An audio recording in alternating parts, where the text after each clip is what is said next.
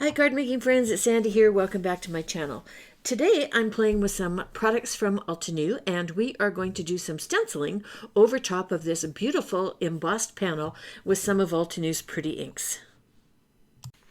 I'm starting with the 4 1/4 by 5 1/2 piece of Hammermill white cardstock, and I'm placing it inside the Joyful Garden embossing folder, and I'm going to run it through my die cutting machine to emboss it.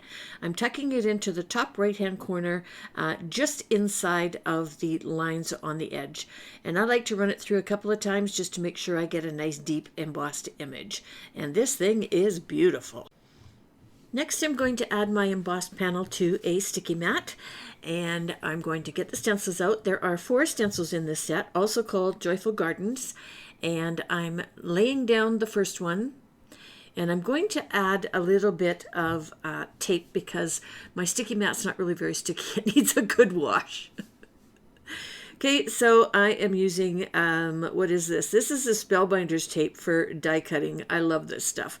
Okay, I've got 3 blues. I've got Sea Glass, Ocean Waves, and Dust. I'm also going to have 2 greens, Firefly, and Grass Field. And I'm using the Altenew blending brushes. I love these things. They are so good. Okay, a couple things about doing ink blending. You want to make sure that you're not squishing that brush too hard into a really, really juicy ink pad. Otherwise, you're going to find that your ink is going to slip underneath your stencil. I'm starting with Sea Glass, and mine is getting a little bit on the dry side. And while it's taken me a little bit longer to add the ink to the stencil, it's not going to go underneath my stencil, so it's kind of the perfect storm. It takes a little bit longer, but you're going to get a really nice finished image. And I'm trying to start from the center and pull out so that if I do get any of those blobs, they can be absorbed in the darker ink closer to the center of the flower.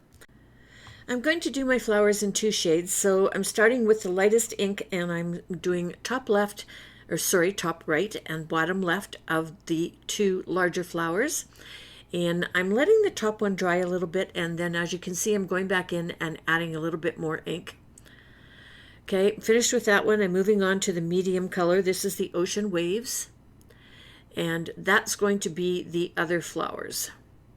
Or you could go to the darker color of the Dusk, but that's going to be the one that I do the center of each of the flowers with. And I'm using the same brush. Going from lighter to darker is fine. If you're going from dark back to light, obviously you want to wipe it off onto a cloth and get as much of the darker ink off as possible.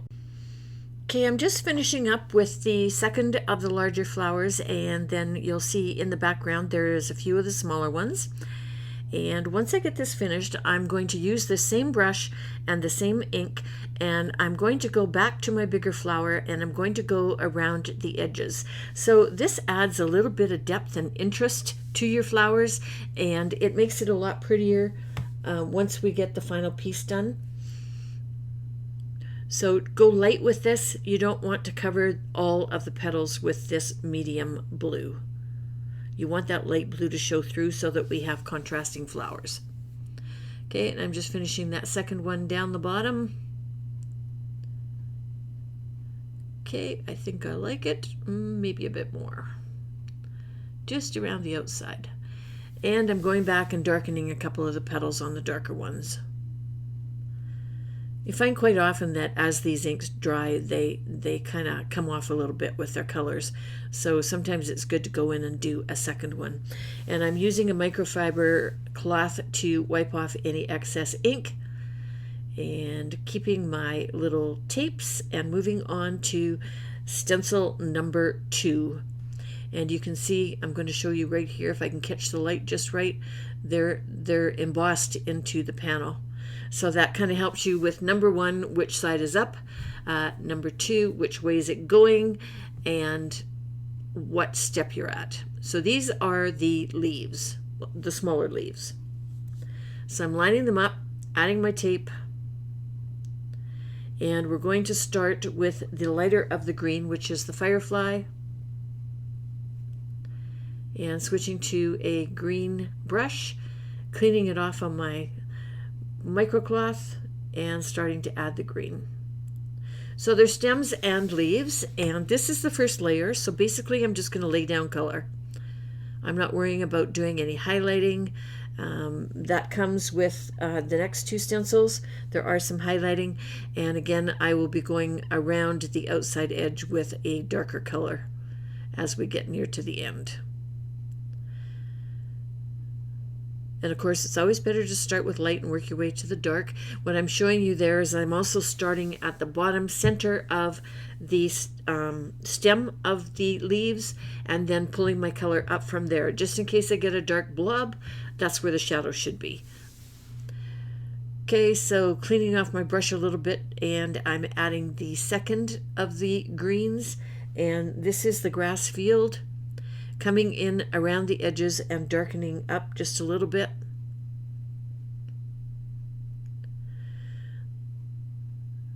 And this adds a little bit of shadow, which adds interest and depth to your finished project. You can also go back around this with the blue. That looks really pretty, and I actually am going to do that on the larger leaves that we have coming up here shortly. How about right now?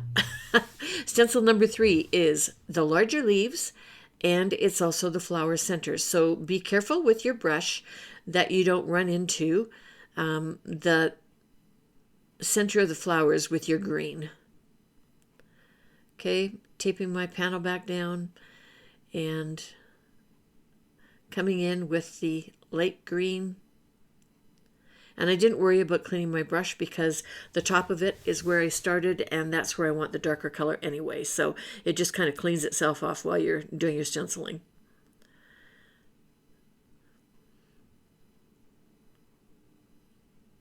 Okay, I'm going back in and I'm doing the blue, and this is with the medium blue, the Ocean Waves, with the blue brush, and I'm adding all of the centers of the flowers and all the little highlights that are in there.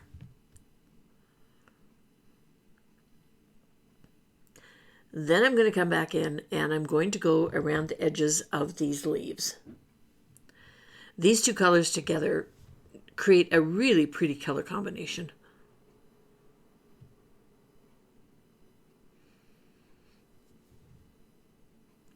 Okay, finished with those colors.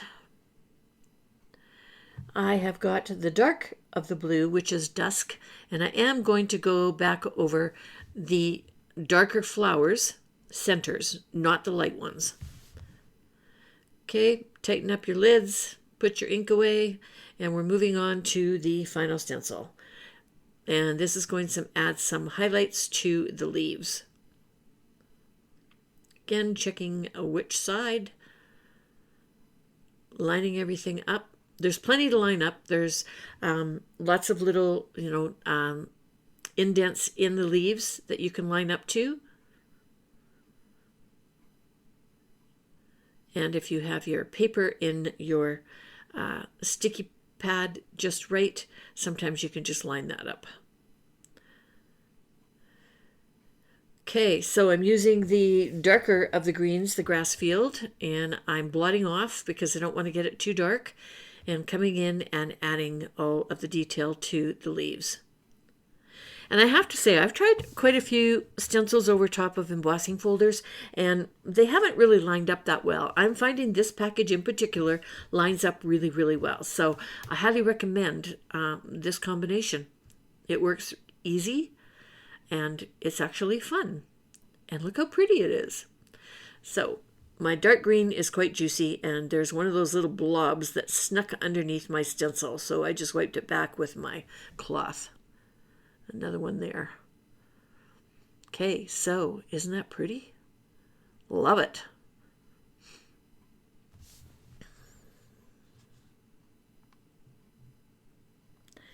I'm going to put this stencil back on.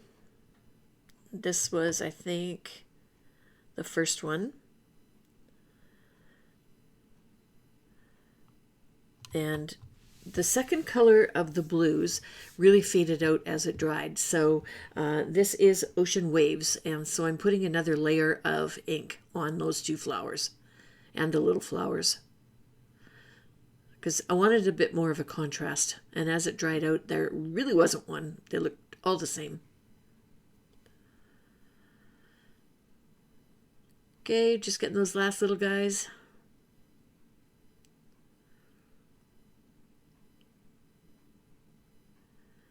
That's better. I like it much better.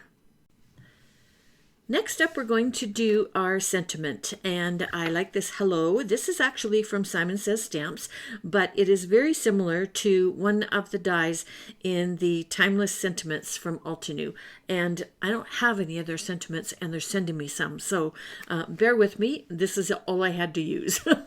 I like matchy-matchy, so what I'm going to do is I'm going to pick one of the colors, and I think this was Ocean Waves, and I'm going to ink blend another panel of white cardstock. This is just another 4 1/4 by 5 1/2, and I'm just doing like a third of it, big enough so that I can get that die cut out of it.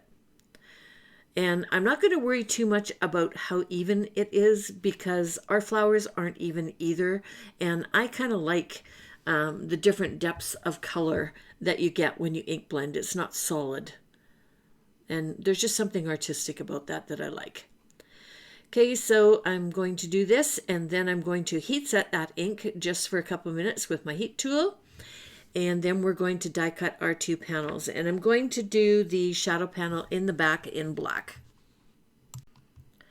Okay, so I'm going to pop both of these into my die cutting machine, and I'm cutting them down so that they both fit. Plus, I don't like putting excess paper in there because sometimes you get marks from your top cutting pad, and then it wrecks the extra paper. You can't use it again. Okay, so there is my shadow and there is my sentiment. And we're just going to pop these out. And then we can glue them together. I'm using my Barely Art glue because it's got that nice fine tip on the top of it. And adding a little bit of glue to the back of each of these. I got a couple of blobs there. I like to flatten those blobs out with my finger before I put them down so that it doesn't ooze out and get all over my black panel. Okay, so I'm just going to lay that down and give it a little press. And you find when you do some die cutting, sometimes you get a lot of little feathers around the edges of your die cutting. Once this is down, I like to take the edge of my tweezers and just go around and loosen up any of those little feathers, and then they just blow off, and then you have a nice kind of tight looking die cut. And for some reason today, I have a lot of feathers.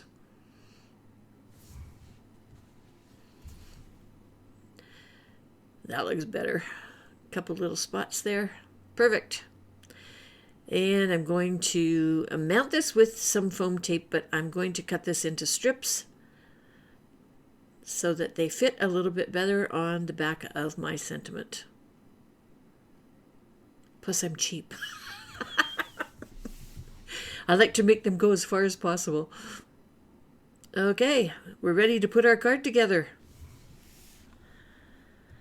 So I have a top folding 4 1/4 by 11 scored and folded at 5 1/2 white card base, and I'm using my Score Buddy. I like to use the top left hand corner to line things up. And I'm using scrapbook.com's 1-inch wide tear tape. When you have an embossed image like this, I don't like to use a tape runner because it squishes it all down while you're doing the tape running. I prefer to use this kind of tape on the back. Plus, it's stronger than the tape runner, so it helps to hold it down flat and make your finished project look nice and professional. So we're just getting rid of that release paper, tucking in any overhangs, and I'm going to lay this in, line up those corners, and then lay it down flat. And you may have noticed when you do some embossing that it happens to shrink your paper just a little bit. So sometimes your card base is now a little bit longer than your embossed image.